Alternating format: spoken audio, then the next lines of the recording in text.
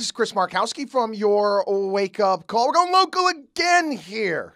Yeah, I'm not doing some national stuff. From time to time, we do local stuff. This is an ongoing issue, but it's kind of like Voldemort from like Harry Potter. You don't really want to talk about it. Driving while too old. We had another situation. This happens from time to time. You'll see it happen sometimes at some farmer's market or some mall where somebody hits the wrong gas pedal and the brake and gets them confused. Well, it just happened the other day down in Sarasota where, I like how the newspaper calls it, they backed into a pond.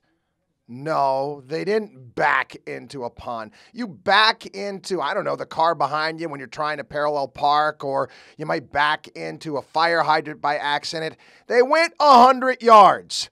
They mistook the gas pedal and the brake for 100 yards.